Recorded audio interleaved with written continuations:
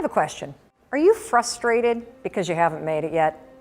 Be honest. You start to think, I'm never gonna find the time to make it happen. You'll never be talented enough. You could never be that funny, smart, or innovative, right? The truth is, 1 million likes online doesn't mean anything until you like yourself. $1 million in the bank ain't worth nothing if you've got no self-worth. So before you give up, you have to understand the only thing that matters is the work that you're putting in, not the end result. And if your social media feeds are bringing you down, just remember, you're only seeing the end game. Anyone who is truly successful did one thing, and it's the same thing that we all do. They put in the work. And that work is what you don't see online. Every single day you make choices. You choose to drive or you choose to slide into the passenger seat of life. Which is it gonna be? The thoughts you allow yourself to spend time on determine if you get what you want, because your dreams matter, but you're the one who's gonna have to make them happen. I mean, look at this post from Lin-Manuel Miranda, the creator of Hamilton.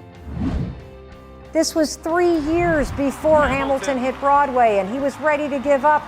Ed Sheeran, he was working on his dreams way before he was a Grammy Award-winning artist. Are you working? If you're not working, are you waiting for permission? Stop. You don't need permission. You just need to push yourself, to take that first step, and then to keep going. Will you fail along the way? Of course. And you know what? I hope so.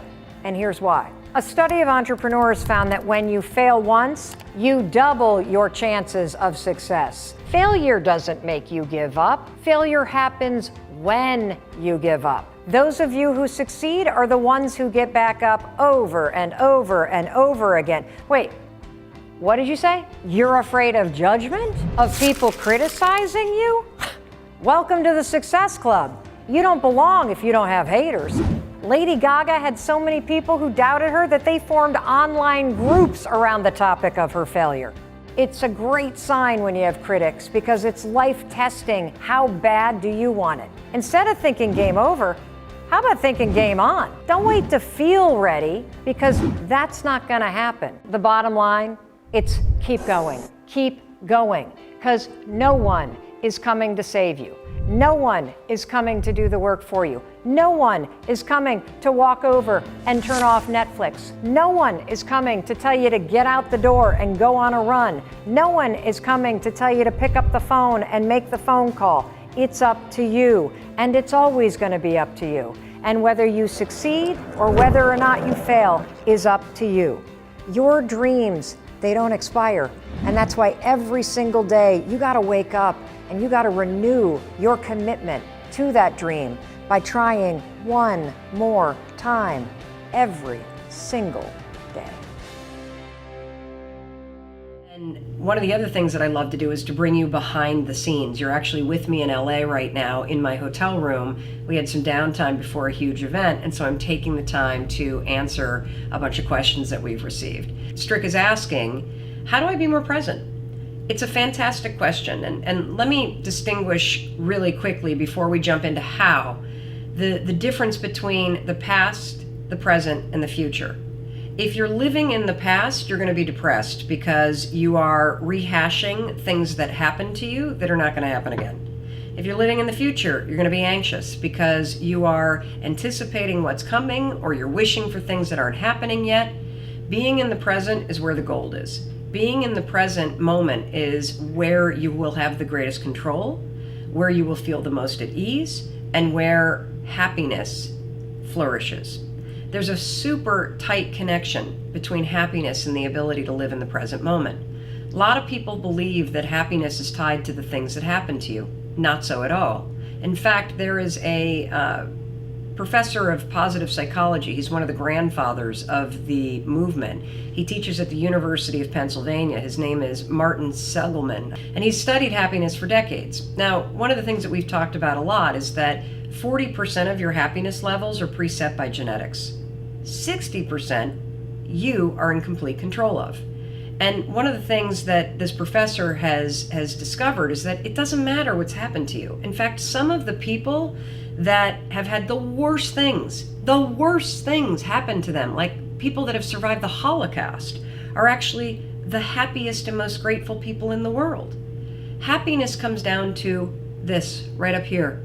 It comes down to your thoughts, it comes down to your mindset, it comes down to your attitude, and you are 100% control of what you're thinking. You may not be in control of how you feel in the moment, but you can always, always, always, always be in control of what you think. And that will change how you're feeling. One of the most powerful things that you can do in terms of think, and this gets back to Strick's question, is how do you be present? Being present is literally nothing more than the skill of having your thoughts be in this moment, not in the past, not in the future, but right here. The way that you teach yourself how to do that is that the moment that you catch yourself being distracted, the moment you catch yourself starting to worry, the moment you catch yourself drifting to the future or drifting to the past, that's a moment of tremendous power because you basically just woke up. You basically just noticed that you're not here in this particular moment. So use that wake-up call, 5, 4, 3, 2, 1, and ground yourself in this moment. The best way to ground yourself in the moment is to look for something in this particular moment that you can savor. Now, I'm using the word savor on purpose because it's the word that psychologists use to describe what happens when you find something in this moment right now, right here, right now, to focus on and to appreciate. It could be literally the questions. These are printed out questions from people on social media. And if I were to stop and look at these and savor them, what I would feel in this moment is a tremendous amount of gratitude because people are taking the time to write. And that makes me feel incredibly grateful. And it also makes me very happy because it means that the folks that are writing are taking control of their lives and seeking out the information that they need. Another form of savoring that we can all relate to is eating. As you're eating, instead of drifting to the future and thinking about all the things that you need to do or hanging out in the past and rehashing everything that's happened during the day, be in this moment, in this meal. Slow down. Think about the food that you're eating.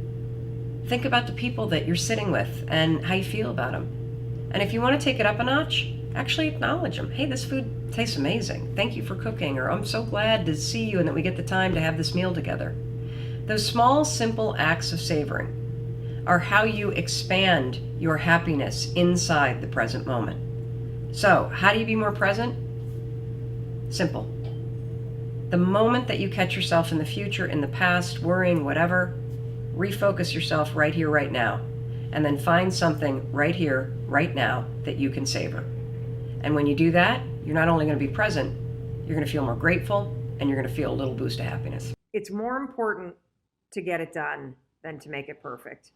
And when we do live streams like Coffee Talk in a way that actually works, which would mean somebody would be here supporting me, oftentimes we don't get them done because we're always on the move. And so this morning I'm doing it solo. This is certainly not perfect. It's not the way I like to do it.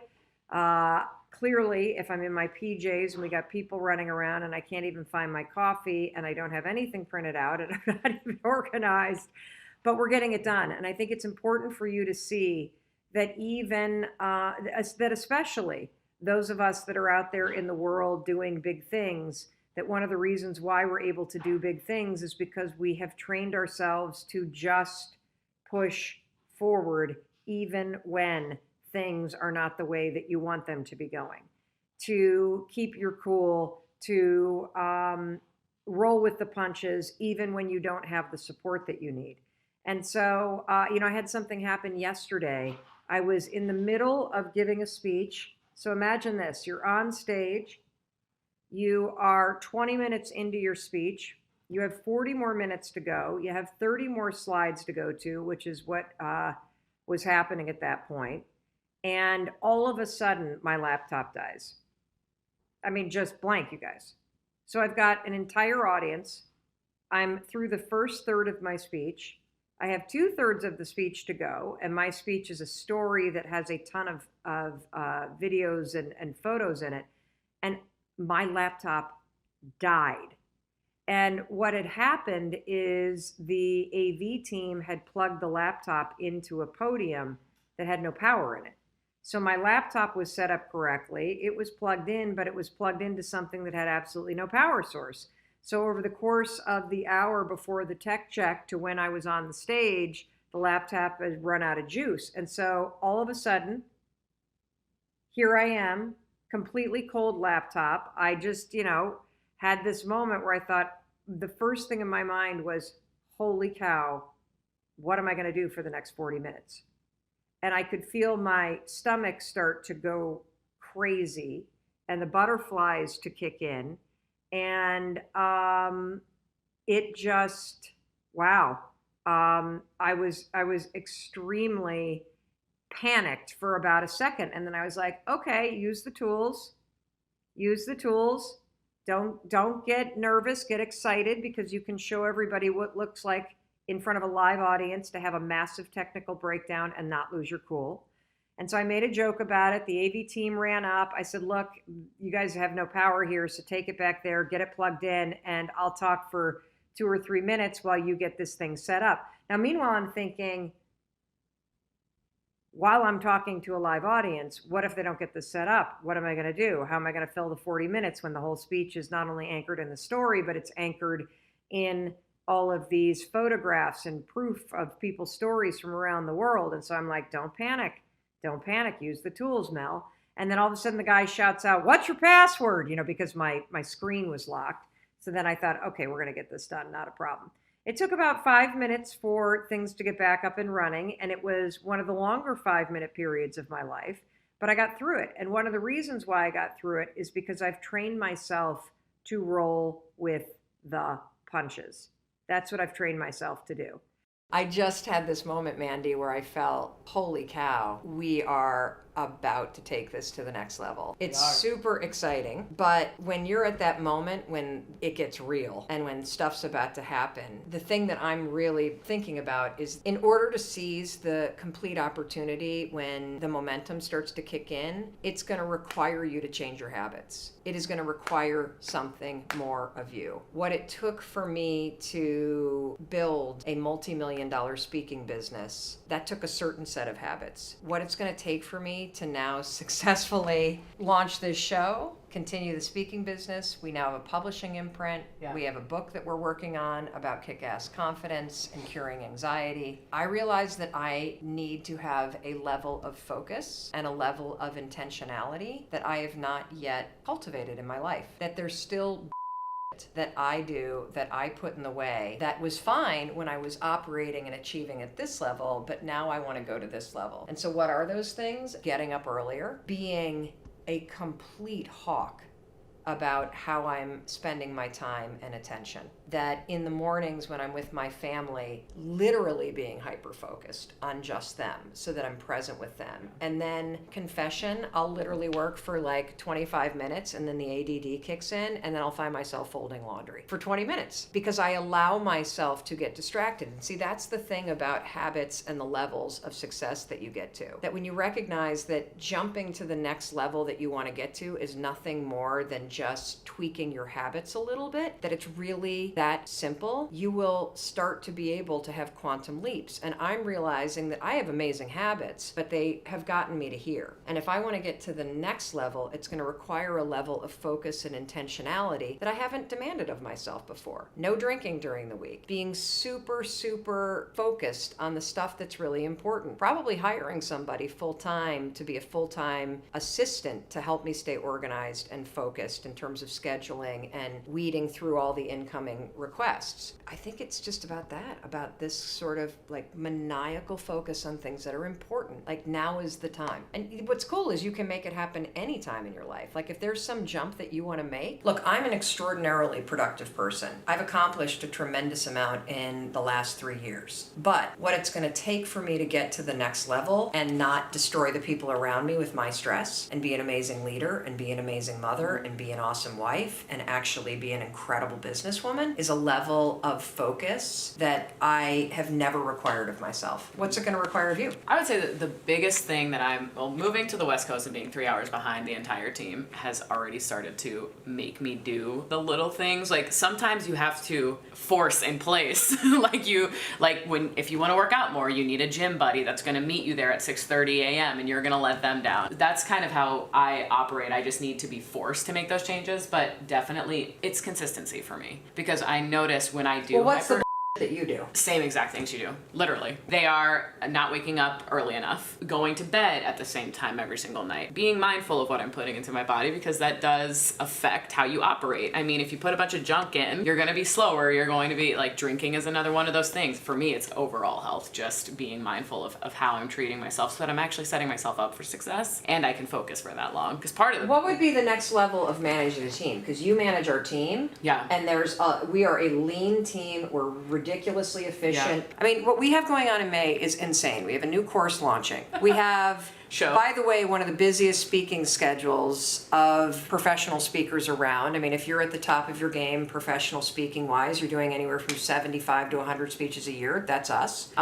We have the 5-second journal that is back in stock. We have a new book that we're launching in the fall on anxiety and confidence. We have the show launching, a new website launching. The team management for team me. Management team management is all about setting everyone up on Monday. So what we used to do is we used to have these big macro conversations. We would be like, okay, we have this big project and this big project and this big project. Everyone just kind of check in. And now we're starting to do micro Monday morning kickoffs. I think meetings are the reason why corporate America gets stuck. I don't believe in them. I think that when you need something to get done, you pick up the phone and you talk to the person that needs to get it done, and then you collaborate where necessary. But on Monday mornings, an hour with each team and having everyone talk about what they're actually working on, making sure that we're on the same page is huge. I have a question. Yes. We have decided, because we own the company together, the Confidence Project, that we are taking our personal accountability to the next level. That we are demanding more of ourselves because we see the importance in weeding out the little bullshit that's there. And trust me, it's a little bit. I mean, when I look at how I've transformed myself over the last 3 years, I'm an extremely focused and accomplished and successful person. But there's still a little bit better that I can do. And doing a little bit better based on where I'm at is the secret to enjoying what we've created for ourselves. Totally. But here's the question. How do we also inspire and support that same level of intentionality bump in our team? Because we're the owners. You know, we know how to inspire people. We know how to make people know that they matter. But given that we're going to demand more of ourselves, what do we need to do in order to have our team feel that they need to do that for themselves too? I've even noticed a shift in the team's productivity with just 2 weeks of Monday morning meetings where we talk about what are we going to accomplish this week. And for the 2 weeks that we've been doing that, I've felt the entire team elevate their own game even, just because we all know what we're working on. And when people know what and why, the intentionality automatically increases rather than, oh, I could do this. I mean, we're very lucky in that everyone on our team is really autonomous. Well, then maybe what we should do, I got an idea. Yeah. Maybe what we should do is on next Monday's call, we do what we're going to do in this video, which is I want you to think about the areas of your life and your work where you're productive and you're in action. That's fantastic. Keep going. What's the BS? The one or two things. What are the 1 or 2 things that you need to change? Whether it's getting up a little bit earlier or like me, not drinking during the week. I have one that I didn't say. I didn't have Wi-Fi on like a 5-hour flight the other day, and I actually got the project stuff done because I didn't have access to social media. I didn't have access to text message. I realized how much happier I felt by not mindlessly scrolling through social media and pretending I'm on a strategy hunt. And I got What are you doing? What is the commitment? It's one thing to see the insight. What's the commitment? What are you changing? You are a lot younger than me, so you're socially native, but I do see you all day long working and checking social, checking social. What if you were to say, during this 3-hour period, every day, 12 to 3, I turn off social? Whatever, like you pick, that's the thing that's going to be hard, but what would it be for you? Because this is the thing. We can identify what we need to do, but unless you make it specific, you're not doing.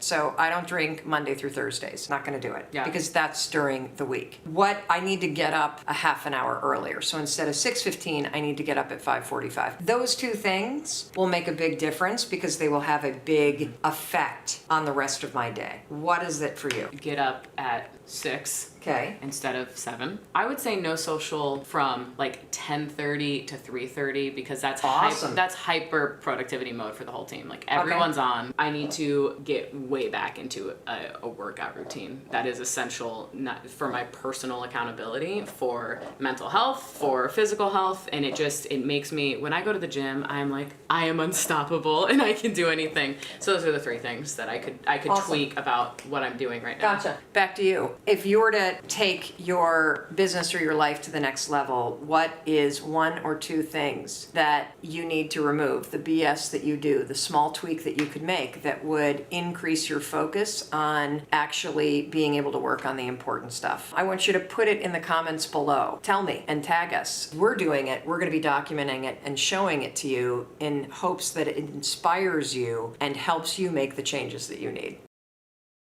Today I want to introduce you to a Jedi mind trick that I use all the time whenever I have a really important decision to make or I can feel that I'm starting to get really emotional about something. So what I want to teach you is the power of objectivity. Researchers at the University of Waterloo and the University of Michigan have studied how people make decisions, and they've discovered something really interesting. If your friend is facing a problem, when you have to make decisions on behalf of your friend, you tend to think from multiple perspectives, you think about multiple outcomes, and ultimately you make a much better decision. What they found in research, though, is if they put you in the exact same situation, facing the exact same thing that your friend is, you're not able to be so objective because you're emotional, and you don't make that great a decision.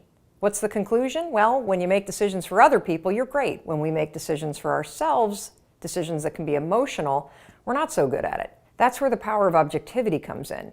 It's the ability to make a decision from a third party's perspective. Let me explain. So if you're facing a really important decision and you can feel yourself getting emotional, maybe you're thinking about asking for a raise or changing your career or changing your major or ending a relationship or starting a relationship, whatever it may be, if it's something that is emotional for you, you're going to have a hard time thinking about all the options, and you're going to be really attached emotionally because maybe you're concerned about the people who may be impacted by your decision. Maybe you're managing that somebody's going to be disappointed or hurt by what you need to do for you. This is when the power of objectivity is really important. Pick somebody that you really admire. I mean, it could be somebody like a Bill Gates or a Richard Branson or an Oprah Winfrey, or maybe you have a mentor. And stop yourself and ask, what would Oprah do in this situation? What would Richard Branson do in this situation? What would your mentor do in this situation?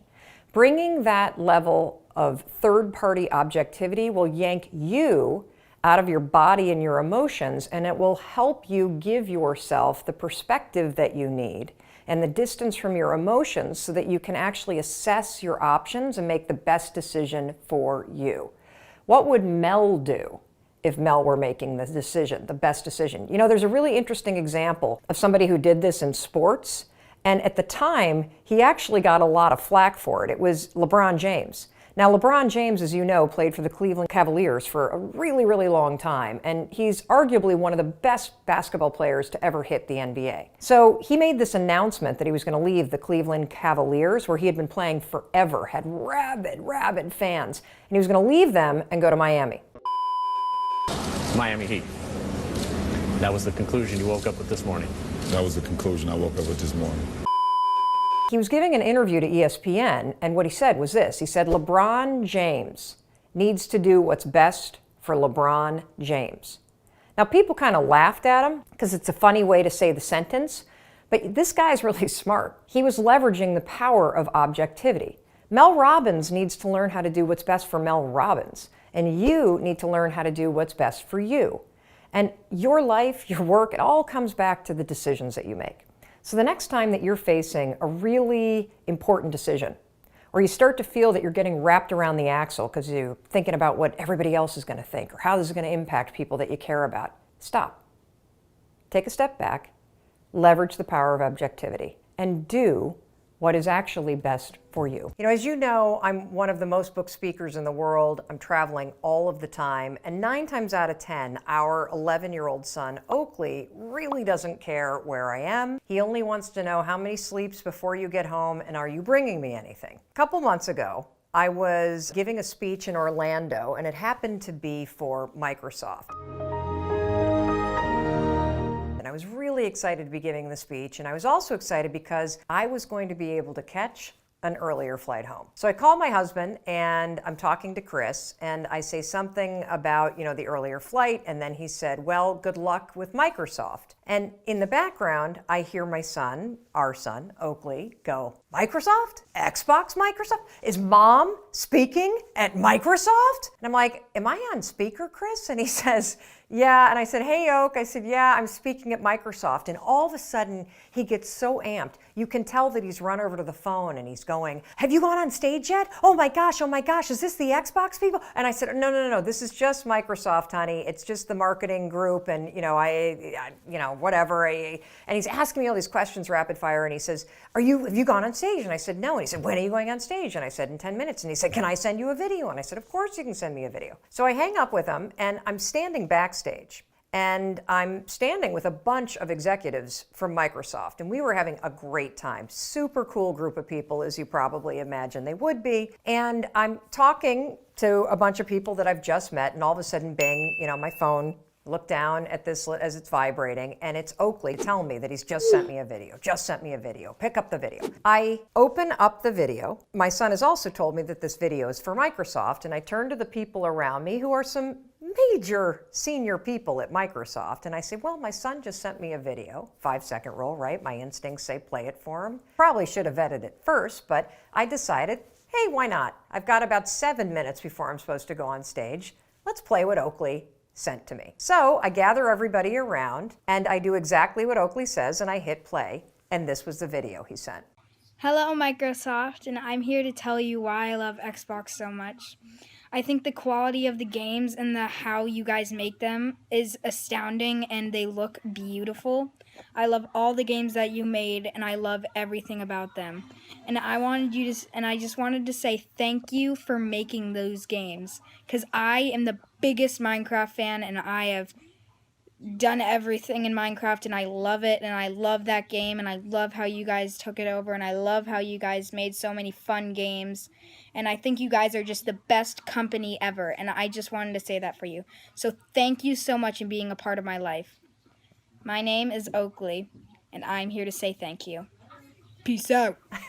Now, the only thing that surprised me about that video is the fact that he didn't say, and you can send the DVDs and, our address. Well, I was laughing really hard, and I had just met this guy, Jeremy, before I hit play. Little did I know that Jeremy was the head of global sales for Xbox. So he turns to me and says, put the camera on me, I have a message for Oakley. Now, here's what I want you to pay attention to. Pay attention to the end of the video, because Jeremy is a really smart guy. And clearly he understands the law of reciprocity, and he also understands the power of appreciation. Check this out. Hello, Oakley. I'm just here because I want to say thank you to you for being part of our lives, buying all the Minecraft games and being such a raving fan. And so thank you for being part of our community and for being an Xbox fan and for following Microsoft. And so what we want to say is, my name's Jeremy. I look after all the sales for Xbox around the world. And so what we would like to do for you is we want you to come with your mom to Seattle and come round and look at the Xbox studios, and we'll show you how we make some games, and we'll show you some of the new cool stuff we're working on. And we'd like you to have a fabulous experience where you can then go out and advocate for Xbox to all your friends and all your community. So we're here to say thanks to you, mate. Really love the video. Take care. I mean, how cool is that? And you know what else is cool is that it's also going to give Oakley, our son, who is dyslexic, he's a gamer, he's not into sports, the chance to actually see the behind the scenes of an industry that he's really interested in. So I'm super fired up to go on the tour. But more importantly, I was showing you this for a different reason. And that is that there is so much power in expressing your appreciation.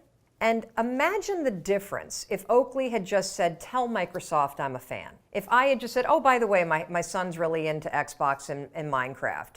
Everybody would have been like, oh, that's great, thanks a lot. What this mentoring session demonstrates is the power of video and the lasting impact that video has when you're expressing appreciation. So today what I want you to do is I want you to take 10 seconds, that's all it takes, Take your phone, turn it around, take a video of yourself, and cheer for somebody. Express appreciation. Tell somebody you love them, you miss them, you were just thinking about it, and then hit send. You will be startled by just how big of an impact it's going to have. Whatever it is that you're doing right now, it's leading to the thing that you dream of doing. And you're not going to progress until you get the skills and the experience that you need at the level that you're at. I guarantee you, even if you're working at a front desk job at a local gym, you're learning customer service. You need to learn that kind of stuff before you can launch your own business. For me, in order to be an incredible speaker that can command a stage with 3,000 people in the audience for an entire hour, I first had to learn how to have the courage to speak up and have hard conversations in my life. Then I had to learn how to speak up in a small meeting. Then I had to learn how to speak up in a church basement. Then I had to learn how to give a little bit of a talk at a brown bag luncheon. Then I had to learn how to stand on a slightly bigger stage. So if you're frustrated with where you are right now because you've got these big dreams and you think you're really far away, here's one way that you can continue to be patient and you can milk wherever you're at to help you build the skills and the experience that you need as you climb toward the thing that you want. Ask yourself, what is it that I am learning? What's the skill that I'm honing by sitting here at this front desk job or driving this Uber or Lyft vehicle? What am I learning that I'm going to take with me on my journey to do that next big thing? Because I guarantee you there's something in the minutia of what you're doing right now that you are developing an expertise and a skill around that you're going to need as you launch yourself towards the next thing. But I'm telling you, patience, and be very, very mindful of the skills and the experiences that you're learning right now. You know, one of the other reasons why I've become so successful in the speaking business is 10 years ago I was hosting a radio show that nobody listened to, and you know what? I was horrible, absolutely horrible. But what was I learning? I was learning what not to talk about, what not to sound like. I was making the mistakes that I needed to make in order to learn how to be a better storyteller, in order to learn how to react to callers live. And that was a necessary and critical skill that I was developing 10 years ago that is essential to my success now. So I'm telling you, be patient, be intentional about what you're learning, and ring whatever situation, whatever work you're doing right now, ring it out for the experience and the skills and the expertise that you're going to carry forward with you. The barrier is everybody gives a shit what other people are thinking. Yeah. And so they're on camera or they're on a microphone trying to be smart or concerned about whether or not they look good in the shot. Concerned about how they sound, whether or not they stuttered, if their neck is turning red, like whatever it may be. And they're so up here that they're not actually being true to just saying what's right here. Absolutely. Whether you're speaking from the heart, speaking from the gut, like that is the skill to develop, is the ability to be more like an 11-year-old that gets on camera and can just be themselves instead of being a 49-year-old person censoring themselves. Got it. And that's what I'm talking about when I talk about the truth, when I talk about authenticity, that people really want to feel that connection. And the only way that they're going to feel that connection is if you do the work to remove the own veneer and the own barriers that you put in between you and other people. And the number one thing is everybody gives too much of a shit about what everybody else thinks. Absolutely. And you know who they think they're worried the most about? Their friends. Yeah. If I put this thing up, not for my friends, but for the people that I'm trying to build a rapport with online, my friends are going to judge me. Your friends. Seriously. If you're out to make a difference, if you're out to share something that is important to you, if your friends don't like it or don't support you, they're really not your friends. Absolutely. You know? Yeah, no, definitely makes total sense. And it's a really hard lesson. It's a very hard lesson because everybody's always judging everybody else. That's why you can't worry about it. Do you have like recommendations for how people just get started, like from moving from that, like to basically move from their mindset of I care too much to I don't care as much? Like, are there steps that you recommend people take? The only step that really works is action. Okay. Because if you're stopping to think about what people are thinking or whether or not you're worried about what people are thinking, you've already fallen into the trap. Okay. The second that you push yourself to get started through the action itself, you are proving to yourself that even though you care what everybody thinks, you're gonna do it anyway. Okay. And so that's why I talk about the 5-second rule. The 5-second rule is how you interrupt the excuses, the patterns, the concerns, and the fears that you have, whether it's perfectionism, whether it's disappointing your parents, whether it's being judged by your friends, whether it's looking stupid when you post something, whether it's screwing up and saying something that a bunch of trolls come after you for, right? All those things that everybody's concerned about, that can stop you forever. If you go 5, 4, 3, 2, 1, you break the part of the brain where all of those trappings are, and you awaken your prefrontal cortex, which is the part of the brain that you're using when you're creating content, when you're speaking with courage, when you're learning something new. And so that's why this simple brain trick that I invented is exploding around the world, because every last one of us is exactly the same. Exactly the same. You and I, we want the same thing. We want to actually live a life where we get to express ourselves at the highest level. We're all want the same thing, and we're all stopping ourselves the same way, by thinking too much, by buying into the lies that self-doubt tells you.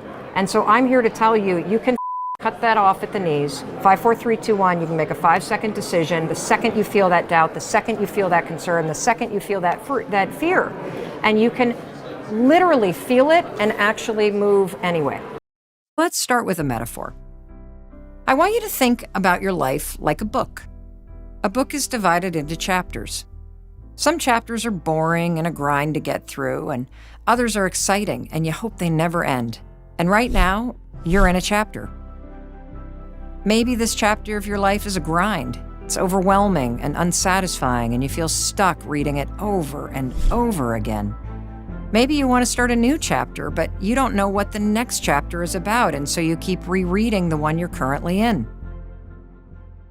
Here's the greatest thing about life. You don't have to know where this next chapter is going. You just have to start writing it. I want you to envision a blank page. What do you want to write? What do you see for yourself? I don't want you to try to figure out what job or business you should write on that page. What belongs on that page are the dreams that you have for yourself and your life. And all that's required to start writing is to start saying yes instead of telling yourself no. Yes, you should start that podcast. Yes, you should go back to school. Yes, you should try to launch that business. Whatever it is that you've been doing, whether you're 3 years out of college and it's a job you can't stand from a major you hate, or it's a 20-year career that you're just burnt out on, or maybe you stepped away from the workforce to raise your kids, or perhaps like so many people right now, you've been laid off. This is the moment to write your next chapter. You're not too late. You're right on time. All you need is a blank page and a pen. Here, you can use mine. So, quick video for anyone that's going through some really confronting stuff in their personal life. That's me right now. Don't really feel ready to discuss any of the details, but it is a very challenging moment right now for me. And the waves of emotion, all of them are coming and going right now in my life. And I want to share something that I am finding helpful as I move through this really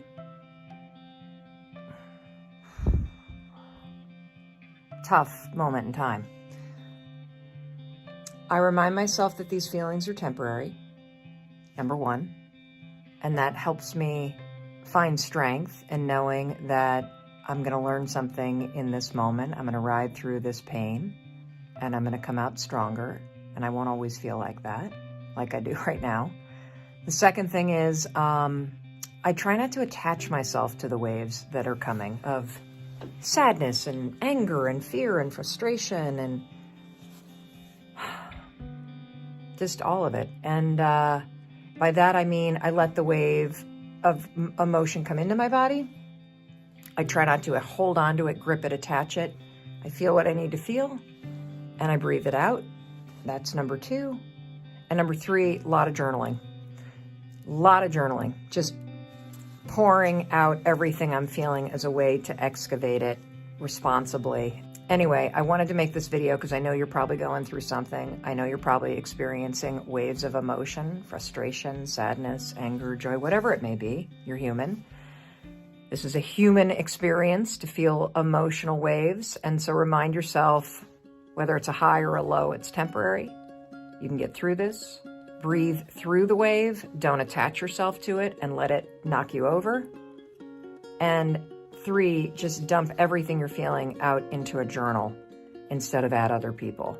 And that will help you process the emotions you need to process because you don't want to shove them down. It will help you get clear about where you want to go next and what you're meant to learn in this moment. And it will help you move through it with grace, with strength, with resilience. I hope those 3 things help you the way that they're helping me. Hey everyone, I'm Mel Robbins, and this is a question from Ricarda in Germany. She writes, "Hey Mel, I'm a college student, and I highly appreciate your talks. Here's my question for you. How do I get persistence in my life? Some days I feel like I can do it all, and some days I feel like everybody is ahead of me. How do I stop the bad days from outweighing the good days?"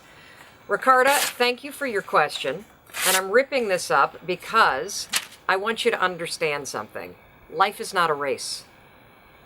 I'm sure you've heard that cheesy quote about life being a journey. Well, it's absolutely true. You're not racing anywhere. So slow down. Stop looking around at what everyone else is doing and focus on where you are and what's important to you. You asked a question about how do you gain persistence and how do you start to have more good days than bad days. You're going to hate this advice, but it absolutely works. You must come up with a morning routine that you do every single morning, or at least more mornings than not, that puts you in control of yourself and in control of your day. This is what I do, and I cannot explain the power that I get from starting my day off and being bigger than my excuses and being in control. First and foremost, wake up on time. When that alarm goes off, get your butt out of bed. 5, 4, 3, 2, 1, go. Why is that important for persistence? The reason why is because the first decision that you're making of the day is to actually get up and get moving. That means you are persistently bigger than your excuses. You are persistently bigger than feeling lazy. And you are persistently beating the feelings that typically stop you.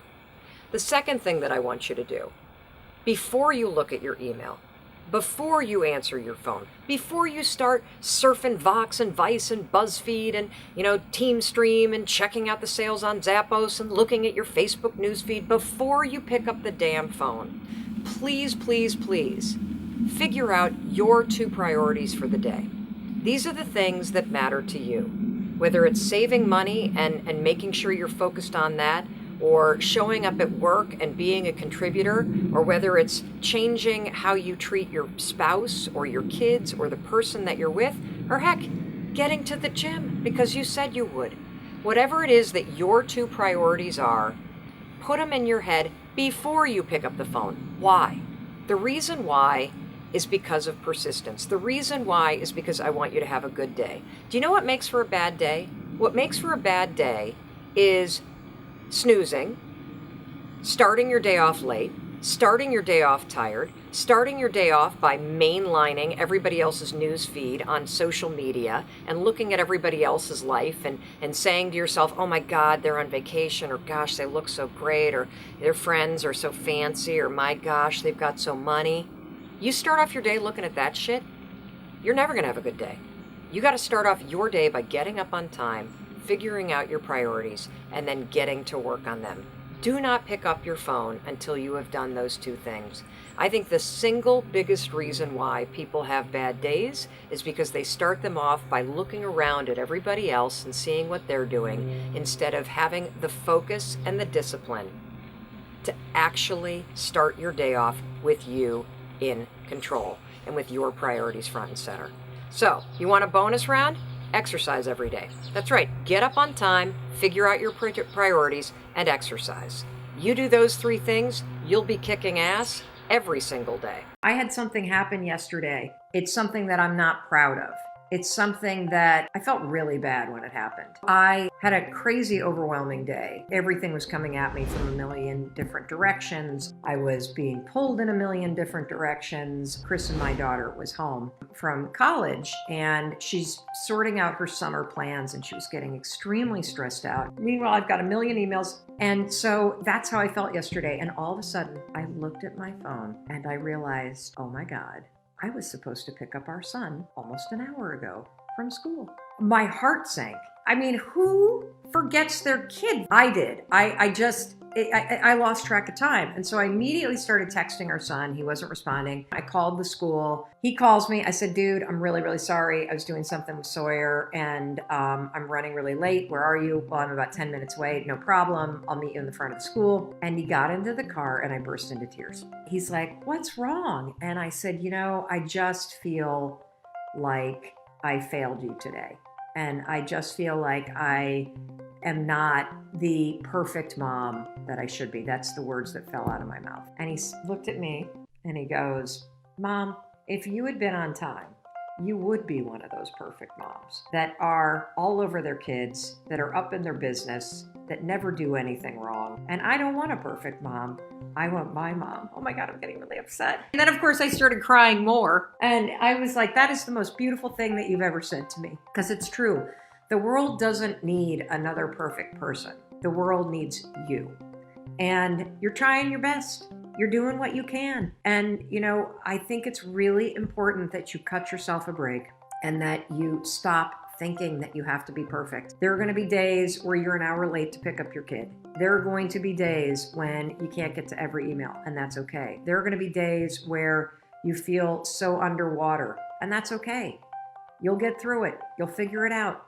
And you've got to understand that it's not about being perfect. It's about just being you. And that means that you got to be willing to start before you're ready. You got to be willing to do what I do every damn day, which is show up in my rollers or start a live stream and disconnect myself or start it and be talking and not even know that I'm broadcasting. You've got to do that version in your life or you're not going to get ahead, period. One of the things that I've learned in my business is that the mistakes are where all the learning is. And actually, the mistakes and the imperfect stuff, that's where the gold is, everybody. And so as you're sitting there and you're thinking about doing stuff and you're trying to make it perfect and you're trying to come up with the right script before you make that cold call, or you're trying to make sure your body looks perfect before you put yourself out there on Match, you are missing out on your life, period. And so I hope that if there's one thing that I consistently inspire you to do, it's to start before you're ready.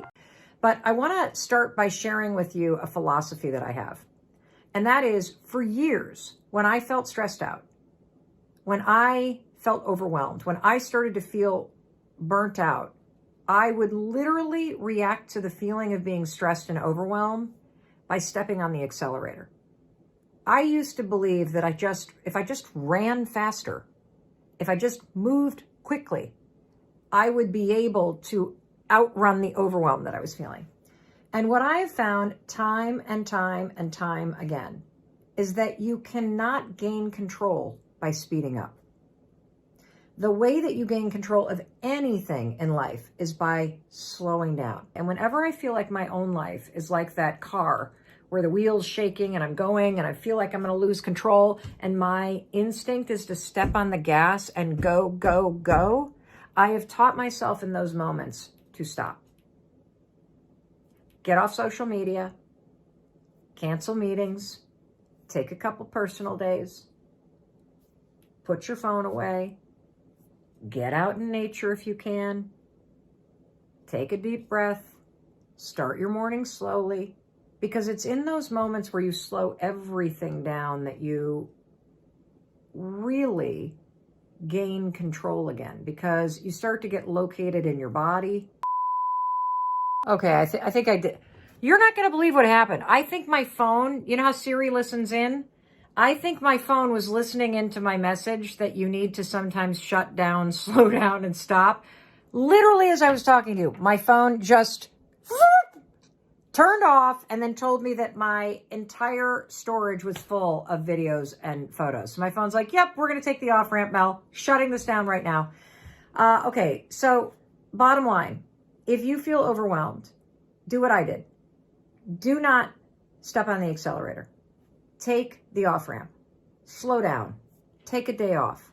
You will learn when you take your foot off the gas and you allow yourself to coast to a stop that the world will go on, you need a break, and when you stop racing around and running and dealing with the stress and blah, blah, blah, you will literally see in the calm what the path forward is. Today, for the next 24 hours, I want you to assume that everybody else around you has the best intentions. The person that cuts you off in traffic, the friend that's not texting you back, the customer that writes an email that has a snarky tone, whatever it may be. The fact that you may be riled that you posted something on Facebook and one of your best friends didn't tag you in it or didn't like it. I mean, we get hung up around the stupidest stuff. But today I want you to assume the best intentions. You know, this recently happened to me where I really had to put this to use. I had a situation at work where I had a conference call and it was related to a speech, and it was one of these kind of kickoff calls where a bunch of people on the client side are going to be there and we're going to talk about the event and I'm going to talk about the speech. And during the conversation, this conference call, I said something that I didn't mean to say. I was totally responsible. I basically said, what day am I speaking? Now, I knew the date that I was speaking. What I didn't know is in the flow of the event, was I the opener? Was I the closer? Was I the person that's supposed to be the defibrillator after a big lunch? Like, what role am I playing? That's a really important thing to understand if you're giving a speech, because it helps you customize what you're gonna do. Well, the client misunderstood me because I wasn't precise, and they were annoyed, because they thought, holy cow, we've hired this person, we've sent her all kinds of information, she doesn't even know what day she's speaking. So the client gets upset, they complain to the event planner. The event planner then writes me one of these emails that's like this long. The planner was really upset because I had made the planner look bad in front of the client. Now, fully my responsibility, completely unintentional, and also based on a gigantic misunderstanding. So what did I do? Well, I did exactly what you should do when you screw up. I took total responsibility. I apologized. I went overboard and cleaned the mess up. I wrote a long email. I actually left voicemail messages. When we had to deliver a bunch of things, I went overboard in being great about it. And you know what I got from the planner that was really upset with me? Nothing. I didn't get an email back. I didn't get a phone call back, even though I had requested one. Nothing, nothing, nothing, nothing. And of course, what happens when somebody doesn't respond to you? Whether it's somebody that you're dating, or it's somebody that's a good friend, or it's a customer, or somebody that's upset with you and you've apologized, you immediately think that you've done something wrong. We even do it if you get an email and somebody's tone is slightly off. It is bananas how quickly we assume malintent. We assume we're in trouble. We assume we've done something wrong. So what did I do in this situation? Because my reaction was I was disappointed that I didn't actually get a nice email back or a, hey, no problem, let's move on and have a great event. Just got silence. What did I do? I use the 5-second rule, 5, 4, 3, 2, 1, when I catch myself thinking about it, and then I assume positive intent. I tell myself a different story. I say, oh, well, I've apologized twice, so maybe the planner feels that everything is complete and taken care of and no need to discuss it further. I also assume, hey, this event is a big event. I'm sure they're super duper busy and this is the last concern on their list. Another thing that you can say is maybe they're busy. Maybe this isn't a big deal to them. Maybe I've already been forgiven. The point is this, you can torture yourself, and I mean torture yourself, over the fact that people haven't texted you back. You can torture yourself over the tone of emails that you receive. You can get so angry at the person that cuts you off in traffic. If you can master the ability to catch yourself when you go down the road of saying you've done something wrong or some other person's a complete moron, and you 5, 4, 3, 2, 1, and you assume good intent. Maybe that person cut me off because they're stressed about work and they're afraid they're going to get fired if they don't get there on time. Maybe that's what happened. Maybe they didn't see me. And by the way, I hear a lot of people talk about this with dating. I do have a 3-strike rule from baseball. If you reach out to somebody with good intent 3 different times and you hear crickets, it's over. Let it go and move on. You've done nothing wrong, but if you continue to pester the person past 3 unresponded reach outs, now you're stepping into the zone of being annoying. So stop it. When life suddenly changes and you feel like you have lost control and you start to feel stuck and powerless, how do you take control when you don't know where your life or the world or this moment is going? And here's the number one thing I want you to know. You don't need to know where this moment or where the world is going. You just need to know where you are going next. And one of the things that has happened, certainly in the pandemic, but it always happens when there's any kind of reckoning in your life, is that when you have something suddenly happen and your life is fundamentally changed, whether it's a death or somebody says, I don't love you anymore, or you're fired, or you find yourself with a scary health diagnosis, there is a line in the sand. There is a life before that happened and then a life after that moment happened. And that line in the sand, that reckoning that happens, and it happens for all of us, whether it's happening for you right now or it has happened in the past, I'm telling you, there is a gift inside of this, even the darkest moments, because every single sudden change in your life that makes you feel like you've lost control and you no longer know where you're going, it's like hitting the giant pause button. And if you lean into the moment, there is a chance for tremendous wisdom and growth. There are things that you can do right now in order to take control of where you're going, of what you're thinking about. And you can start to take this moment of change and you can use it to be able to take and make an intentional pivot in the direction that is meant for you next. And one of the things I want to say about this moment is, look, if you're losing loved ones, you are terrified, this has made you lose your job, you feel like you're in that moment where everything, you're falling off a cliff, you're trying to pack a parachute, you're grieving. And so you got to give yourself space to grieve the losses that you're feeling. And when you get a little bit of distance from the grieving and the waves of grief and fear that you're feeling start to space out. They don't ever leave you, but over time, those waves of, holy cow, and I don't want this, and I can't handle this, and why is this happening to me? Time will start to lessen those waves. You will gather your feet underneath you again, and you will absolutely be stronger and be a better version of yourself based on this incredible challenge that you're facing. And I can say that even though you may be facing in a tough time, because if you think about your life, you've faced extraordinary challenges and there hasn't been a single one that hasn't made you a better and stronger version of yourself. And this moment will be no different. So I want you to understand that when you get out of the cycle of grief, this is an enormous reckoning, an enormous opportunity for you to hit the pause button and for you to start to ask yourself the question, what do I want my life to look like?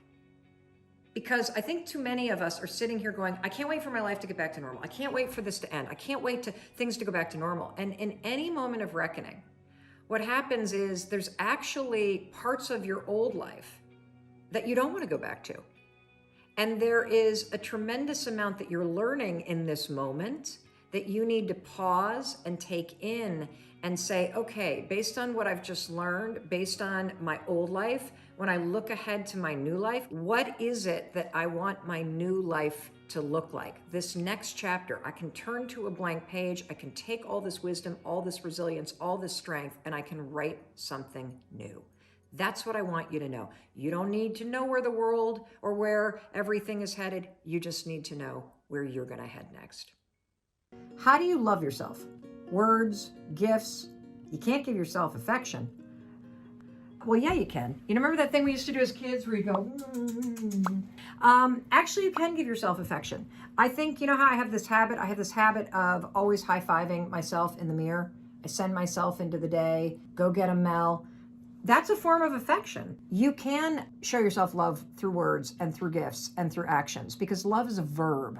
And that's the most important thing to think about when you think about practicing self-love and developing habits around self-love. So love is a verb.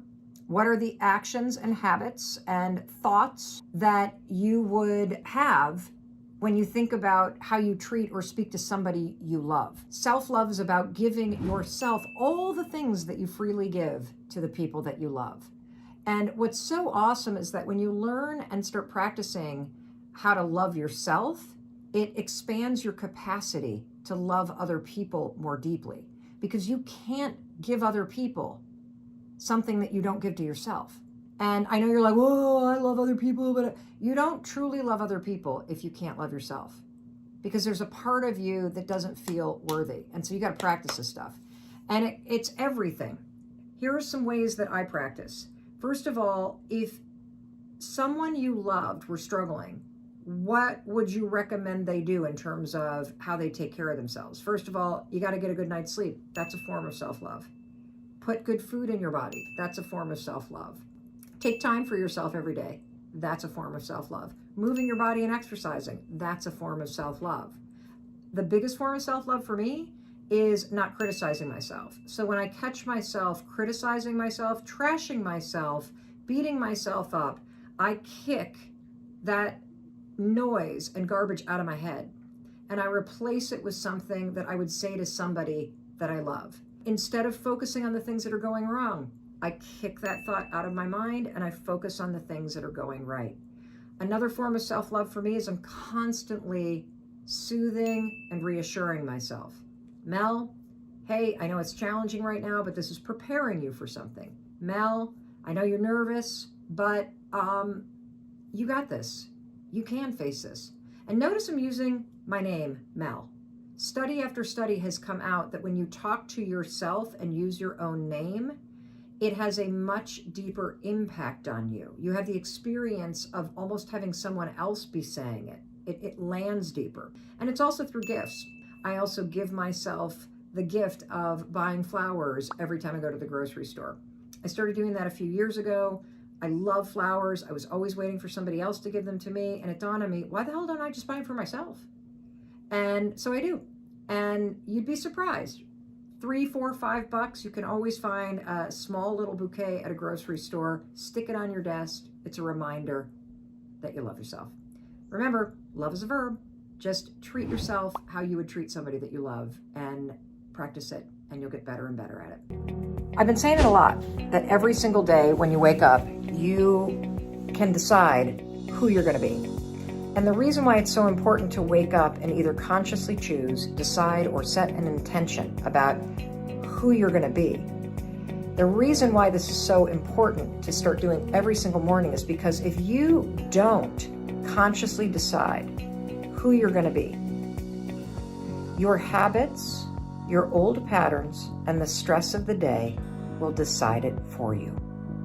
You see, human beings, this was so liberating when I learned that human beings are nothing more than a ton of patterns. We learn patterns from other people, and then we repeat those patterns. And so if you find that you're stuck in a rut, or you're overwhelmed, or you're in a negative place, and you are really tired of being there, the first step to getting the life that you want is you must wake up every morning and interrupt the patterns and the automatic nature of how you go through your day, just going through the motions. And the simplest way to do that is to wake up and set an intention. So when I say decide who you're going to be, what I'm talking about is, what mood are you going to be in? How are you going to behave? What are you going to show up and do today? Are you going to be motivated? Are you going to be patient? Are you going to be present? Are you going to be grateful? Those are decisions that you can make. And when you wake up in the morning and you set an intention, today I am going to see the good. Today I am going to be optimistic. Today I'm going to turn off the television when I get home. I'm going to spend an hour on my dreams. When you wake up and set an intention and you decide who you're going to be today and how you're going to show up and what it's going to feel like to be you, you take control of the day. And you give yourself an anchor to keep coming back to, so that when something stresses you out, or you catch yourself thinking negative things, or you get a text, or somebody doesn't respond to you and you start to feel discouraged, come back to your intention. Today I said I would be optimistic. Today I said I would see the good. Today I said no matter how tired I am, when I get home tonight, I'm going to find an hour for me. That's what I mean, Night Queen Bee, when I say decide who you're going to be today. And that's why I think it's so powerful when you wrap your mind around the fact that every single day you get to wake up and decide who you're going to be today. And it's the first step in taking control and creating the life you want. If you feel overwhelmed, if you feel like the world is coming at you, if you feel like you're spinning a million plates and juggling a million things right now, and you're starting to get concerned because you're dropping balls and you can't figure out what you should focus on first, this video is for you. I woke up today totally overwhelmed. I got really emotional on a team call because I feel like I'm dropping a million balls right now. This morning, there were a bunch of emails that people had sent me. Hey, did you forget about this? Hey, could you get back to me on this? I got a couple text messages from very close friends of mine that I had promised blurbs to for their books. And I said I would do it. I didn't do it because I'm not organized right now. I'm just dropping balls. I'm overwhelmed. So my husband, Chris, came into the kitchen where I'm working at that table back there and had everything spread out, just stuff everywhere.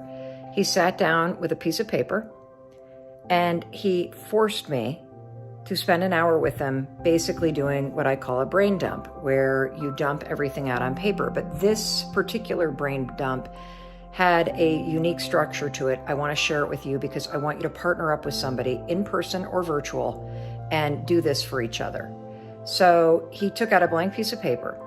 He had me open up my email and my calendar and go email by email by email and walk him through one project at a time, what needed to get done.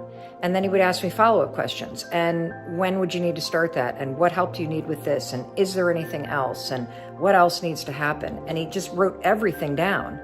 As we kept going, if there was anything on the list that could be done in a minute, send an email, quickly make the phone call, we just knocked it off. And then we kept going. And as I would bring a sense of urgency to some task, he would say, well, wait a minute, is this actually a priority today, or can we schedule it for tomorrow? Is this a priority that we could do for next week? Having an objective third party write it all down for you, ask you these questions, it was liberating. Absolutely liberating, because half the stuff I've been panicked about, I don't even need to work on until Monday. What happens when things start to stack up is everything starts to feel urgent. And because you're the one that's starting to feel buried alive underneath all this stuff, it's very, very hard for you to be objective about getting yourself organized again. But having an objective third party there, game changing. Actually, let's go talk to Chris. Let's talk to Chris and see. Chris, can I ask you a question? He's probably annoyed. I was just talking about how transformative that was that you did with me. See this list that he's got right there? And what would you recommend if other people were doing it? I just said you got to show up with a blank piece of paper. You ask the other person to go, well, why don't you tell us the steps? Can you tell us the steps that you just did with me? The only thing I didn't have other than a pad of paper and a pen was handcuffs. That would have been useful. Why? Would you say that? I think other than a pad of paper and a pen, it took extreme discipline to just listen and wait and listen and wait, be patient and listen, and just keep trying to keep you on task from email to email, just so that you can get it out. I don't know. I don't relate to it like rocket science. The hardest part is actually just Sitting down with somebody and asking for help? yeah, and putting up with whatever they need to do or process or be anxious about, and bite your lip and just keep going. I'm glad you found it helpful. Extremely helpful. Such that you're now Making a video. relaxed. I know it's not on and- the. I know it's not on the list of things I was supposed to do today, but No. I was just inspired because it was incredibly helpful to have some objective person help me get out of the spinning analysis paralysis that I was in around feeling overwhelmed by everything that I need to do. Well, that's also half the battle with you and I, because I'm not sure you always perceive me to be the objective party, because I have. This is getting into marriage counseling have- now, so I think we're going to end the video right now. Okay, goodbye, everybody. Just get a partner and get a blank pad of paper, and you listen for your friend or loved one. Write everything down. Ask lots of questions. Bite your lip. Be patient. Have them get it out, get it out, get it out. Help them stay focused, and then swap and do the same. There you have it. Let us know if that helps you stop feeling paralyzed and overwhelmed. Today is the last day of the year, and today is literally my most favorite day of my life. And here's why. Right now, have you ever considered that you are the oldest that you've ever been? You are the wisest that you've ever been. And that's because you're the most experienced you've ever been. You're the most broken that you've ever been. You're the most loved that you've ever been. And that means that right now you have an incredible opportunity in the palm of your hand. And it is the opportunity to make today the best day ever. And you have the opportunity to do that because you can choose how you're going to move your life forward. You see, life doesn't go backwards. Life goes forward. And the way that you drive your life forward is through the decisions that you make. It's through the people that you hang out with. It's how you spend your time. And you have complete control over those things, which means you have control over how your life can move forward. And that's an amazing thing. And so today, at least in the United States right now, I know some of you have already rung in the new year. It is the last day of the year. And it is my favorite holiday of the year because I love endings and beginnings. I think there's nothing more powerful than ending something except for the power of beginning something. And so you've got this incredible opportunity to say, thank you, 2018. Next, what are we going to create? And so if you are part of the program that we're running right now called Mindset Reset, you know what we're talking about. If you're bumping into this video either today or at some point in the future, this is very relevant to your life in this moment because today has a ton of power. This could be literally one of the most powerful days of your life because you could make a decision today that changes everything.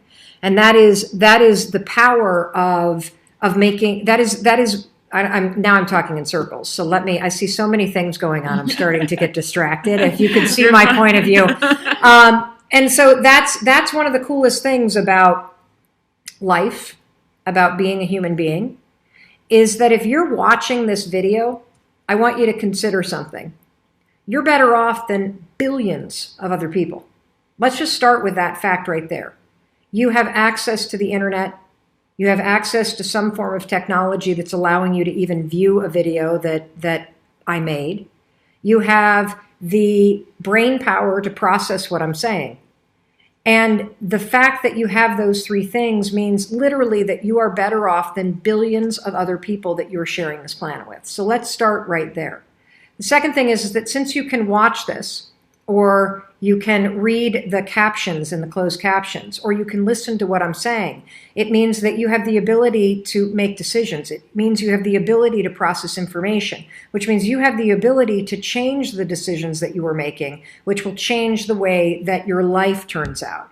And so you have an opportunity today to do something that will make a huge difference for the rest of your life. Because, here's the other thing that's been very apparent to me this year. None of us are guaranteed to die of old age. There are many of you that are watching that will either lose a loved one in 2019, or you might even end your own life, not on purpose, but through an accident or through disease or through something tragic that happens. You are not guaranteed a long life. And that is why it is so important that you wake the heck up and you start to take the time that you have very, very seriously. That you stop hanging out with people that bring you down. That you stop thinking things that you were trained to think from your past that drag you down. That you stop looking at the world in a negative way and you start choosing the kind of mindset that you want to have that's going to help you be happier and more satisfied with this one life that you have. And so if I could implore you to do one thing today that will materially change the rest of your life, it is to make a decision to have a more positive mindset. It is to make a decision to get rid of the old stories that you have about yourself that limit what's possible, both in what you feel and in what you accomplish in your life. None of us are guaranteed tomorrow. None of us are guaranteed next year. And you have the ability to make the most out of every day that you are given from this moment forward. And that's the gift of life, frankly, that you get to choose whether you want to suffer through it or whether or not you want to make the small changes to how you think and to who you hang out with and to what you're doing with your time so that you're actually happy. That's the opportunity of your life. And I am begging you to start by resetting your mindset, because you don't realize this yet, but you've got a ton of garbage that you're carrying from the past that is deeply and profoundly affecting your ability to move forward. You have stories about yourself that no longer serve you, but that you still serve up every single day in your life. You have opinions about what's possible based on things that have happened in the past that are no longer relevant or true. And if you continue to think negative things, it's going to dramatically impact the quality of your life, whether or not you enjoy it and whether or not you actually make your dreams come true. And that's where doing a mindset reset comes in.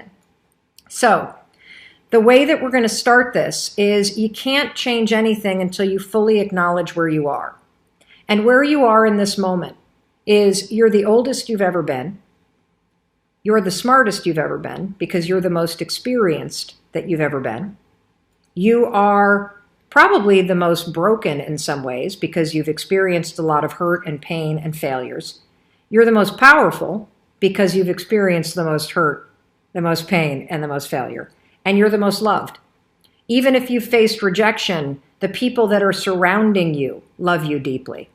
And when you start from that place and you have the compassion and you have the wisdom to check in and really identify the lessons that you've learned in 2018, you can say, thank you, 2018, next. And you can start from a place that's really powerful. Assuming good intent. What does that even mean? Assuming good intent is a positive default mode that I want you to train your brain to drift to. And what does that exactly mean? So what it means is it means being able to go through life and not take everything personally and to not assume the worst always. So I can give you some really good examples of this. Have you ever been in traffic and somebody just either cuts you off or they inch up the side as everybody's merging for construction. And actually, what I'm looking for, Danielle, is the specific one that I did on training for parents. Videos 13 through 12 are all about anxiety. So I think video 21, which what I was saying was video 22, but I think video 21 must be the one that is all about parents and anxiety because it was like an hour long, and video 22 is an FAQ. Now let's go back to assuming good intent. So you're merging for a construction lane being down, and somebody comes up the side and cuts in. And you immediately are like, oh, this always happens to me. I'm always in the wrong line. Oh, what a jerk. So immediately it's personal, and immediately you assume something terrible. What if you had the ability when those sort of small injustices happen to not default to doom and gloom, but to actually go, gosh, I hope everything's okay with that person. To not constantly assume the worst about humanity, because I'm going to tell you something. This is why this is so powerful. The person who cut you off in traffic, they've already cut you off. What you think about what happened no longer impacts them. It only impacts you. And so if you're going to choose to think anything about a situation that's happening around you, and your thoughts are not going to change the situation that just happened, you might as well choose something positive. Because the only person that's getting punished when you think something negative or defeating or nasty based on what just happened is you. You're the one that just thought the poison, so you're the one that's going to feel it. And now this person's ahead of you in line, and maybe they have an emergency. Maybe they're panic-stricken about driving. Maybe they're late for their very first day at work, and they've been warned that this is something that their boss gets like crazy about. You don't know. Maybe their kid is crying in the back seat and it's a new mom and she's frazzled. Think something positive that has nothing to do with you, because when you assume good intent, they didn't mean to cut me off. They didn't mean a personal affront. You now are left with a positive state of mind instead of being left being angry and upset about it. Like, here's another example. This is the one that you're going to encounter the most in your life. You send a text. I actually did this today. I sent somebody a text, and I said something that was a little bit like, let me just put it directly. And then I said a particular line that was kind of black and white. And it could be read one way, it could be read the other way. But I haven't heard from this person now in about 3 hours. And so, of course, what is my mind? What is my default mode drifting to? Oh my God, they read it the wrong way. Oh my gosh, they don't know how to respond to this. Oh my gosh, they're upset with me. Oh my gosh, I offended them. Now, is any of that true? I have no idea. I just made it up. I don't actually have any facts other than I sent a text. 3 hours have gone by. I have not heard back. That's all that I've heard. That's it. That's it. Everything else that I choose, notice the word choose, to think about, I am making up. And so if you're going to make up something about the fact that your friend hasn't texted you back and it's been 3 hours, why not assume good intent? They got pulled into a meeting. They are like me and they have ADD, so they read it and they meant to reply and then they forgot. That's always the reason why I'm not replying. They read it and they understood exactly what I meant. There was no need for a reply. They are going to get back to me when they get home. They're driving a car right now. They're heading up to Vermont or to New Hampshire or whatever. Assume good intent. And the reason why you want to train yourself to do this is because your thoughts will not impact what's actually going on in the physical world, but they will fundamentally impact what you feel physically and mentally in your body. And this is why I say, when you change how you think, you will change your life. Because if you change from constantly defaulting to the negative and feeling affronted and feeling like your friends are judging you and feeling this and feeling that and feeling the other thing, just because that's what you're used to telling yourself, and you change that habit to defaulting to, well, maybe there's actually nothing wrong here. Maybe, there's good Maybe they didn't see the text yet. I don't know. Imagine how much your life would change and how much less agitated you would feel if you trained yourself to do that.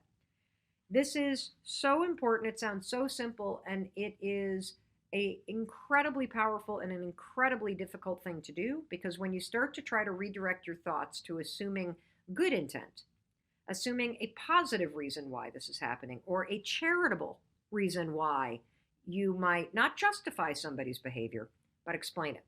See, we're not justifying bad behavior when we assume good intent. We are explaining it to ourselves momentarily so we don't think poisonous thoughts that make us feel like junk in our bodies. Eventually, you're going to find out what's going on one way or the other. So while you're waiting to find out one way or the other what your friend is up to and why they haven't responded, you might as well assume good intent, because that's good for you. I want to answer some questions on this, because I know we have a bunch of questions on this. I'm just scrolling through them. I apologize. We've gotten this one a lot. I'm sorry, I'm cut off. I need to lower my chair, I think. There we go. There we go. I'm shrinking. Okay.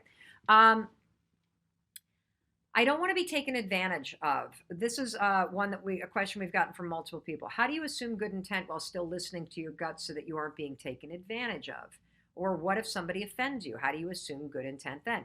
So look, assuming good intent is all about what you're doing to you inside of your own head. If somebody offends you, if somebody is taking advantage of you, if somebody has crossed boundaries, they have made it clear where they stand, and it is up to you not to think poisonous thoughts, but to take positive action and say something about it, okay? So if you've got somebody in your life that's offending you, you need to tell them. If you have somebody in your life that is crossing boundaries, you need to tell them. They might not even know that they're crossing boundaries. If you have somebody in your life that is taking advantage of you, or you're concerned that they are, you need to say something and draw boundaries, period. One way that assuming good intent plays into this is that in order to muster up the courage to have the conversation, you can start by saying, they may not even, to yourself or to them, you may not even know that what you're doing is offending me, but I need to tell you X, Y, Z. You may not know that what you're doing is crossing a boundary for me, but I really feel like I need to tell you.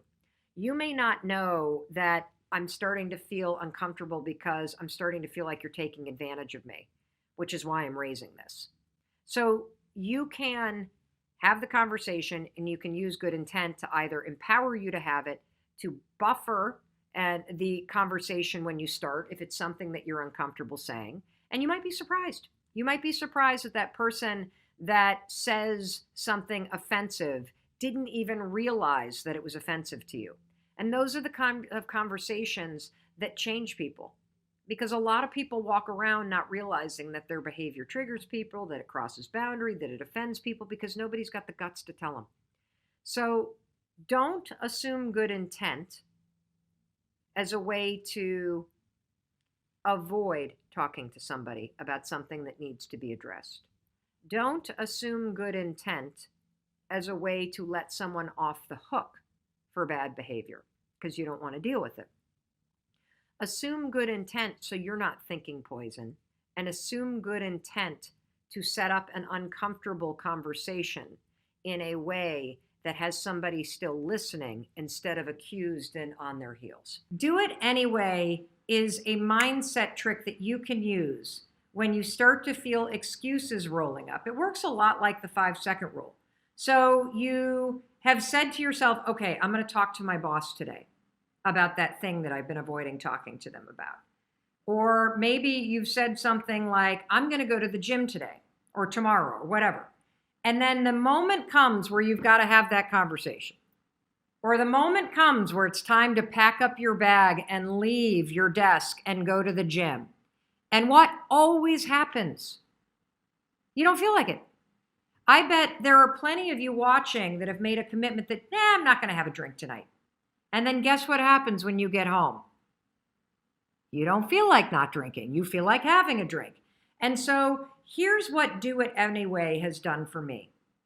The idea that I just do it anyway has pushed me to realize and to recognize that there are a lot of moments where there are things in my life that I really want to do, I need to do, I should do, but when the moment comes, I don't feel like it. And so I pull out this idea of, you know what, I'm just going to do it anyway. It's raining outside. I said I would go for a short run. I don't feel like it. I'm going to do it anyway. It's 6 o'clock in the morning. I'm tired. It's cold. I laid out my yoga clothes, but now I don't feel like it. What do? I do it anyway. When you start to say to yourself, I'm going to do it anyway, what happens is something really cool. You acknowledge that there are feelings that you have that are trying to swoop in and hijack you. You acknowledge them and you basically say, guess what? I'm going to do it anyway. Oakley is chomping at the bit that that we asked this question. What is the question? All right, so is it on topic? Yes. Okay, go ahead. It's from Ben S. Snack. How can I make a huge life decision such as a job change? Move to another state. I want the job, but I'm scared. Oh, I love that. So the question is, great question, Oakley, and great question, Ben S. Snack.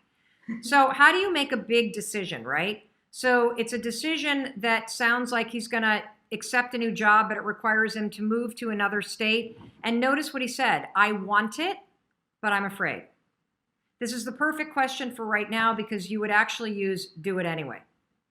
You see, the thing about the way to make decisions, this is my decision-making tool. I don't think we haven't covered it yet in this, but for those of you that have followed me for a while, you know that I have this decision-making tool. In fact, we talked about it in the journaling method. So you know in the journaling method, if you go back to videos 9, 10, and 11, and if you look at the journaling method that we talked to you about, and look, I want to tell you something. I'm not asking you to buy this. In fact, please don't buy the 5-second journal. We don't have any more in stock. They're sold out around the globe. We'll print more. Do not buy this. I'm not doing this training to ask you to buy anything. I'm showing you this because for those of you that don't have the journaling method in front of you, if you go to 5secondjournal.com, 5secondjournal.com, if you go to 5secondjournal.com, what you will find is a ton of free templates that will show you the journaling method for free. You don't ever have to buy that. I'm telling you not to buy it. I want to be very clear. The reason why we're doing these trainings is not to get you to buy something, okay? It's to help you learn how to reset your mind. So back to the question. The opening thing in the journal, do I have one that's open here? Because then I could, well, I'll just open this one. The opening thing in the journal is a fuel gauge that has you tune in, and this is going to get to decision making, that has you tune in to how you're feeling energy-wise every morning. And so let me show you what that looks like in case you haven't seen those videos yet. So you see this little fuel gauge right here. Oh, can you see it on Instagram, Oak? Am I holding it up? Yeah, just like not that one. Yeah, there you go. Now Okay, you can see it really there you go. So that fuel gauge is a visual cue to have you tune into your energy and to assess whether or not you are depleted and empty about something and heavy, or the other extreme is energized, full, expanded, open to possibility. And the reason why I ask you to do that first thing in the morning to assess your mood, to assess your energy, to tune in, is because there's established research that says that your mood in your morning impacts your productivity and focus all day long. And so if you can boost your mood in the morning, it has a material impact on your focus and on your productivity all day. And so we use it in the morning in the journaling method that I've taught you in videos 9 through 11. But when it comes to decisions, I want you to do the exact same thing. I get that you're scared. It's a change. I would be kind of surprised if you weren't a little nervous about doing something awesome, like moving to a new state and starting a new job and all the possibilities that come in with it. So if you're trying to make a decision, do I do this thing that's scary or not? What you do is tune inward and really assess, how do you feel about it? When you think about yourself living in this new place and having this new job and all the possibility and growth that comes with it, do you feel dead and depleted and stuck? Or do you feel energized and alive and full of possibility? You see, if the decision is something that will expand your future, that will create possibility, that will make you grow, then it is 1,000% something that you must do. And you must do it even though you're afraid. And the fear is a very normal thing. And the fear is there because you're about to do something new.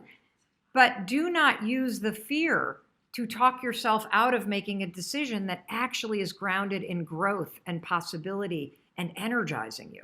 So that's how I make decisions using the stuff that you're learning in the Mindset Reset. And again, you can go back to the journaling method on videos 9, 10, and 11. But if you have a big decision to make and you notice that you're afraid or you notice that you're stuck up here, go in and ask yourself, does the decision deplete me, make me stuck, make me feel dead, make me feel heavy? Or does the decision, even though it scares me, even though it's hard, is there something about it that expands possibility and opens up my life and will give me an opportunity to grow? If you're in this camp, the answer is heck yes. If you're in the dead camp and the hell no, heck no, okay? All right, cool. Let me give you a shout out real quick, because the do it anyway thing, I do it every morning. Because here's the deal about me, you guys. I hate exercising. I hate it. Yeah, you do. I do. I hate it. But actually, I should say it this way. I hate going. I hate getting dressed for it. I hate driving there. But I love how I feel when I've done it. I love it. And so do it anyway has helped me get through the front resistance, the part that I hate. And it helps me get there. And once I'm there, I absolutely don't necessarily love the exercise, but when I'm done, I love how I feel. And so that's how I use do it anyway, okay? Every day I use do it anyway, because it works so powerfully for me to push my excuses aside and to actually take care of my body, which is a very important thing in terms of my commitment, in terms of my desire to really enjoy my life fully. But I never, ever, ever, I'm never the kind of person that wakes up and goes, yeah, let's go exercise. I'm never the kind of person that is driving there going, I'm so excited to do this. I'm never the kind of person walking in that's even like, yes, I'm so glad I made it. I dread it, usually all the way through it. Sometimes I half enjoy it while I'm there, but mostly I dread it. But by the time it's over, I frigging love the fact that I went, and that's why I do it. So we've been getting a lot of questions from folks about how you nail a job interview. There's some really interesting research about this, and so I want to give you some advice that I know works based on research and based on experience.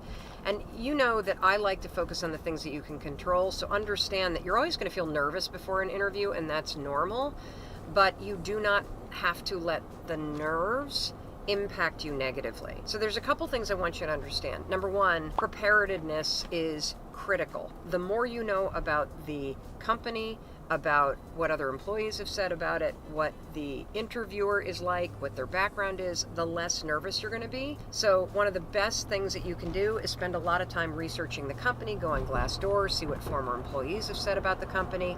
If you know who's going to be interviewing, you stalk the interviewer. If you simply Google the name of the company and job interview, you're going to find a blog or something where somebody's written something. Do your research. Second thing is timing matters. You need to show up early. You never, ever, ever want to be arriving late, so shoot for arriving at least a half an hour early, because study after study also shows, and this is kind of scary, that an interviewer has basically made up their mind about you literally within the first 5 minutes. So that first impression really does count, and the timing matters. This isn't great news, but the other thing that research shows is that when you come across as similar to the interviewer, that is a critical component in the interviewer liking you. That means not necessarily in looks or gender, it means in style of communicating. It means doing research on the person or asking lots of questions so that you find out what their background is and you frame the way that you are describing yourself in a way that's similar. I'll give you an example. I come from a long line of folks in agriculture. My great-grandparents were farmers. My grandparents were Angus cattle farmers. Whenever I'm in front of an audience that is in the agriculture business, I make sure to put up a photo right away in the beginning of the speech and somehow tie it in that I come from an ag family. Why? Well, it immediately establishes resonance because the audience realizes I'm similar to them in terms of my family history, and that increases my ability to influence and be liked by that audience. So that's a really important part, and it also goes back to why the research is super important. We've talked about research, we've talked about timing, we've talked about the fact that you got to find these moments where you can say that you're similar. Oh yeah, I grew up in the Midwest. Oh yeah, I was in the Greek system in college. Oh yeah, I once had an internship selling blah, blah, blah, blah, blah. Ask a lot of questions. Questions that are really good are these.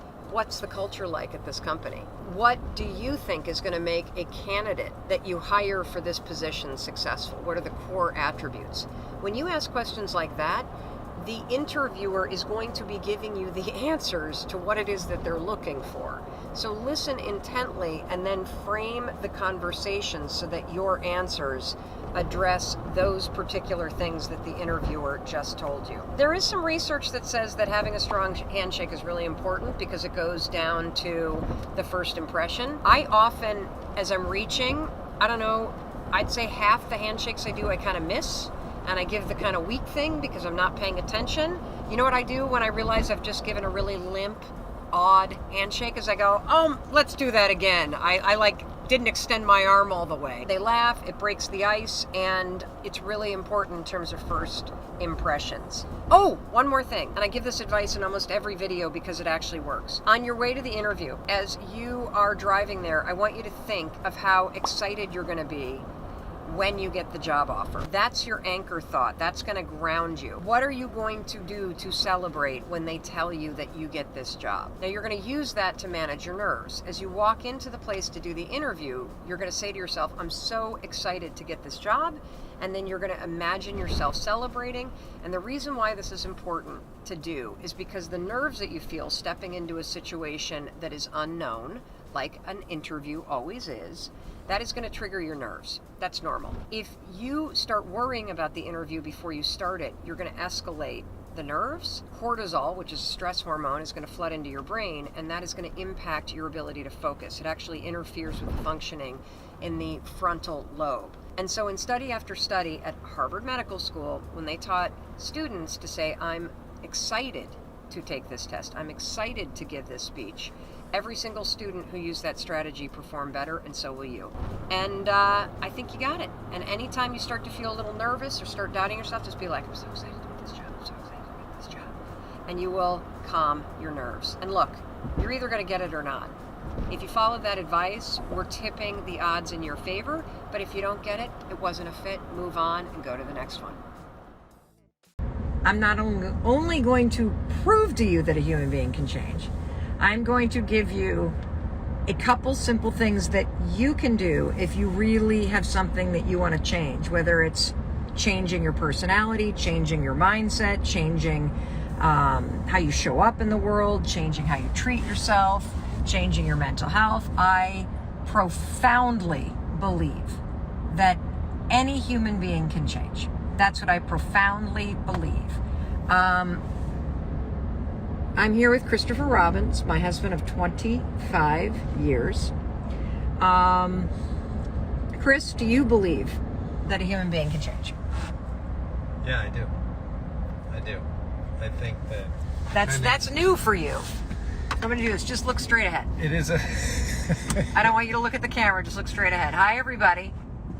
I don't know that I necessarily have always not believed you can change, but I'm not sure I've invested as much time and energy of late thinking about the level to which one can change. And of course that's what's prompted this conversation, is just my brother and I thinking about talking about what our childhood was like, what we grew up with, what our dad was like, and Which was what?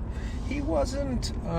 He had a good sense of humor, but he wasn't real like vivacious and He was not very gregarious loving. and- He was caught up in himself. Yeah, he was definitely caught up in himself, and like he wasn't a stick in the mud, but he was a little down. Okay, hold on a second. I love your dad, and your dad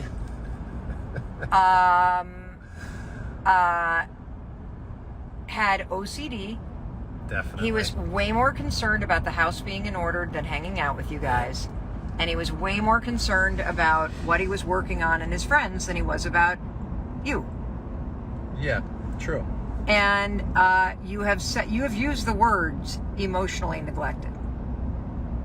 Yes. That your emotional needs were not met by your dad. And in your father's defense, in everybody's parents' defense, most of our parents did not have their own emotional needs met by your grandparents. So they have no idea what they're doing. Now that doesn't make it right that you didn't have your needs met, or that you were abused, or that you were neglected or abandoned or whatever. But adults and human beings just repeat patterns of behavior that are modeled for them. And I think it's really important to put a stake in the ground and say, I 1,100% believe you can change, every human being can change, and you could be the one that actually breaks the patterns that have been handed down from generation after generation after generation in your family. So you have an opportunity to not only reclaim or claim your life as your own, and claim your personality as your own, and claim your future as your own, you also have the opportunity to break generational patterns of trauma and behavior and parenting styles and all of that stuff, addiction, based on conscious and deliberate choices, decision making, and most importantly, personal development, right? How important do you think it is, like to what depth do you need to go to understand the patterns of behaviors that you were exposed to or modeled to, in order to, like, first and foremost, how important is that before you then elect to make the changes that you... I don't understand your question. Meaning, like, how much do you study your own mother or father, for I don't think you need to study them You at don't? all. At all. No. So do you guys realize that you're always changing? That every cell in your body is brand new over the course of 7 years? That you can change the neural pathways in your brain in real time? You can change the filter in your mind in real time? You can, through practice, you can practice new behaviors and new responses to triggers. And this is so revolutionary. It's incredible. What if your environment is toxic? That's an excellent question. So if your environment is toxic, you need to do a couple things. I mean, it's super simple for people to go, you should just leave your environment. But if you're a minor and you're living in a toxic household, you might not be able to. If you need money and you're in a toxic work environment and you can't just quit because you won't be able to pay your bills. Half the time you don't even necessarily... Okay, well, I read about this in my new book. Well, hold on a second. Hold on. Yes, you do know you're in a toxic. You want to know how you know? Oh, look at this car, guys. Hi. Look at him. Isn't that kind of cool? You want to know how you're in a toxic environment or relationship? It's very simple. Would you high-five the person or boss that you work for? Authentically, would you high-five them? Not high-five them in the hopes that they like you, but would you high-five the relationship or the job that you're in because you love it and you believe in it and you want to celebrate it? If the answer is no, you've basically got a couple choices. You can either change how you show up and hope it changes the dynamic, or you can make requests about what's not working and hope the person is motivated to change, or you can get the out. Like, that's it. Those are your three choices right there. There's no other choices. Hey, it's Mel. Thank you so much for checking this video out. And if you like this one, I have a feeling you're going to like this one too. I'll see you there.